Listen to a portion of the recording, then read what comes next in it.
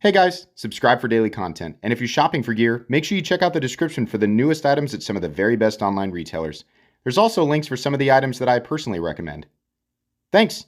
What's going on YouTube? Metal Complex here, and today I've got a short little knife review slash knife overview to share with you guys. This is the Kunwu X Padre, which is the Padre with a crossbar lock. It is essentially the same knife, it's just not a frame lock. So there's really not a whole lot of new information to cover versus my last review. Spoiler alert, this is really good. I mean, like, arguably one of Kunwu's best knives ever.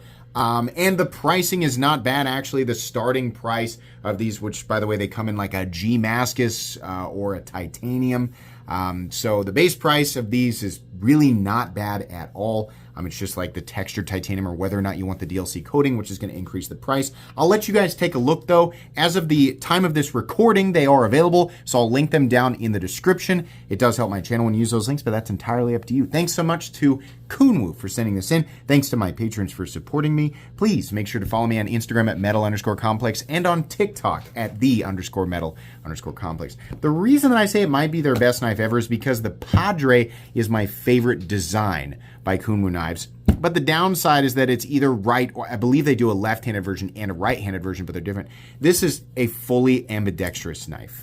The pocket clip is able to be flipped over, as it should be. Kunwu is smart enough to know, like, hey, let's just make a symmetrical clip, and that way you can put it on either side, right? Right or left-handed people. The locking system is ambidextrous, so that's just, it works, right? It's great. Let's go ahead and measure it real quick. I'm going to speed through specs here. Overall length of the Padre, for anybody who doesn't know, 8 inches. Blade length, 3.5 inches. Size comparisons. Any custom scales you find in this section can be found down in the description under Original Goat and Others, up against the 8010 and the 8020.5. This is definitely a full-size knife, much more comparable to the 8010, but not quite as robust. How about up against the Spyderco PM2 and the Spyderco Para 3? Once again, definitely close to the size of the larger one here, but it's a little taller in blade and handle.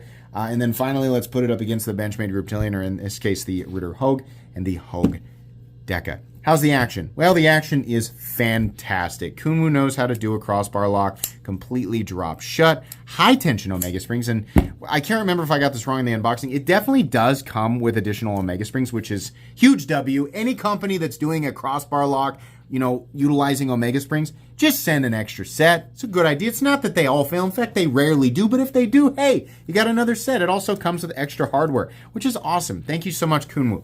But yeah, it just feels awesome, and the part of the reason is because of these curved little latches here. Instead of studs, they just sort of match the curvature of your fingers better. Using the middle finger flick, like they're doing the reverse flick or the thumb flick, it's all great. Those high tension Omega Springs just make this area a little bit harder to overcome, which is great when you're flicking it out, because it means when you finally do overcome it, it flings the blade into the open position, and it's a much more satisfying and reliable deployment. If you don't want to do all that fancy stuff, you can simply wheel it out like a normal human being, and guess what? It works great. Awesome stuff. No complaints there. Carry profile. Thickness up against the Spyderco Para 3. This knife is really not all that thick. I mean, a little, I don't know. I mean, it's robust, right? But it's not thick, not much thicker than the Spyderco Para 3. Length and height up against the PM2 and Para 3. This is a taller guy. You're going to notice that in the pocket. But it's not quite as long as the PM2. It's about as tall, right? And definitely longer than the Para 3. Materials. On this guy, which is different than the frame lock version, we have titanium or Damascus. Maybe eventually they'll do carbon fiber. I didn't see that on the website. You have a choice of orange peeled titanium, this textured titanium, right? And then you can do a satin blade. You can do, I think, like an acid wash blade, and then they have the DLC blade, but they are all Elmax instead of Vanax. What's the difference? Vanax is not going to have quite as good edge retention. In fact, Elmax has got it's pretty superior in terms of edge retention. Vanax is superior in terms of corrosion resistance. Not 100% sure which one's going to be tougher. I don't know. It could be Elmax. They could be about in the same ballpark, really, but I don't know. I think that might be a little bit of a trivial element there. Elmax is still stainless, but it boasts higher edge retention. So if that's where your loyalties lie, Elmax is the way to go anyway. Vanax is definitely a more specialized steel, and to my knowledge, it costs more money to produce, but it's, where all the stats are, right? If you compare blade steel to Pokemon stats, all the stats are in, let's call it special defense, which would be corrosion resistance in this case. Whereas LMAX is all the stats are in attack, right? Physical attack, which would be edge retention. A few people, I guarantee, are rolling their eyes, and other people are having their minds blown apart right now by that comparison. So thumbs up to all of you. Welcome to my channel. But that's really how it is. Kunwu does some of the best heat treats for these types of steels on the market. For example, their LMAX is hitting 60 to 62, which is smack dab in the middle of optimal. That is exactly where you want it to be. And the Padre's blade will allow LMAX, the qualities of LMAX, to be properly accentuated. This is a slicing monster. It is so excellent. So anyways, LMAX, titanium, or LMAX and Gmascus with titanium. Actually, these parts might be steel. I know at least the liner underneath is going to be steel, but I think the pocket clip is wanting to, yeah, I think those are steel parts. But okay, no problem there. Yeah, that's what you're looking at. So weight on this guy, which would require the use of a scale. I do have one that's on its last leg, but we're going to replace it soon. Right around 5.5 ounces, something like that. I say that right around because I don't trust 100% the scale, right? But for example, this guy should be 2.75 ounces, and it's getting that, all right? So that's about, 5.7 ounces or so. So that's where you're going to, be at. Hardware check, I'll get out my tools. As per usual, my tools are very inexpensive and very recommendable. You can find them right down in the section of my description that talks about the tools I use on this channel or the pinned comment. This is a T8, and so are the body screws and the pocket clip screws, which is excellent. Taking this apart will require a little bit of patience because you are working with an axis or a crossbar lock and omega springs. That means you have to hold things in place while you put things together. If you've done it before, you know what I'm talking about. If you haven't done it before, the first time's a little frustrating, but once you do, it's like diving off the diving board. Once you do it, you're good to go. As long as you have the right tools for the job, you'll be okay. Blade stock thickness should be about the same as the other one, which is what? 137 thousandths. Okay, pretty close to the middle of the road. What are the differences between this and the standard one? I didn't even get mine out. It does not include the Damascus pivot collar, which is a little bit of a bummer. That was a nice touch, but some people don't like that pivot collar, in which case, here you go, right? It just doesn't have it. Outside of that, it is the same thing, right? This is real DLC. It's not paint. It's not PVD, right? It's not Cerakote or gun coat or anything like that. No, this is DLC. This is the real stuff.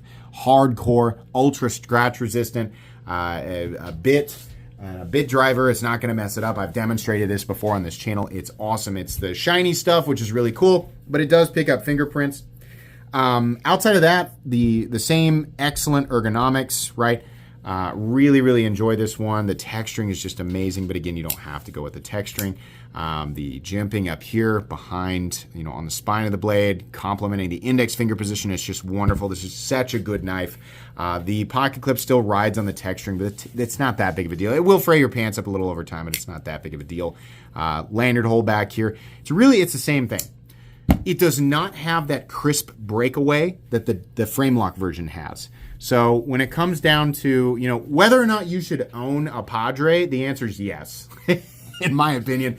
If you're looking at Kunwu, you're already looking at the right brand. They, in this territory, which is premium production, they are made in China, but they are heavy competitors, arguably some of the best out there, dollar for dollar.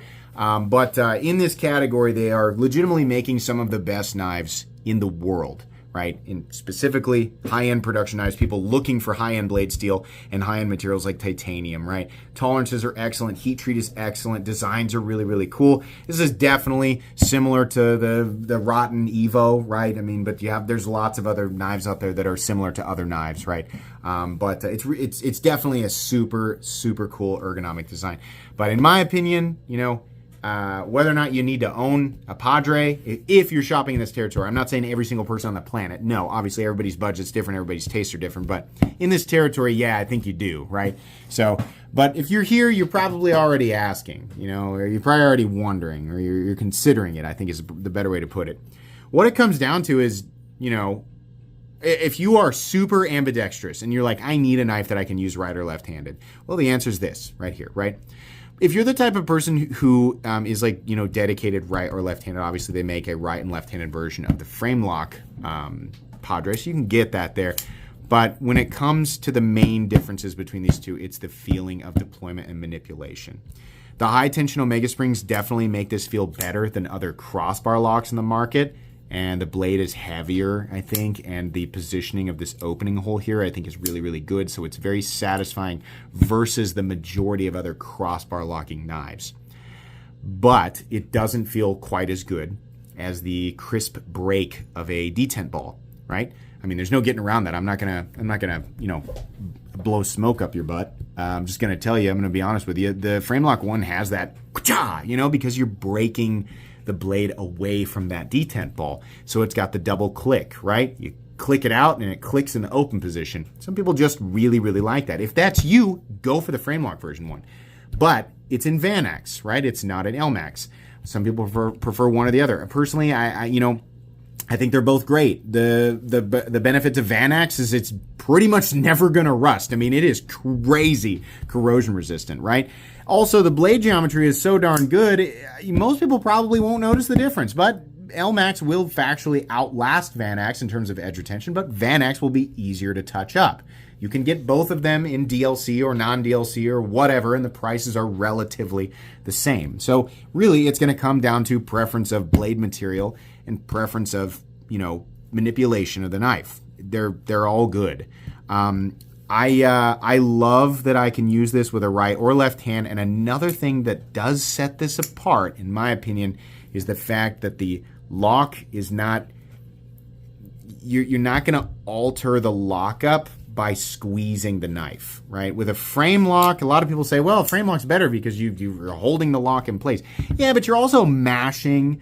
If you squeeze hard enough, you're mashing that lock bar and the steel lock bar insert further into the angled tang of the blade. And what this does is if you squeeze hard enough, it does lessen the life of the lock bar. Eventually that thing wears all the way over and you get lock rot. Now that would take a very long time, and obviously replacing the steel lock bar insert would alleviate that.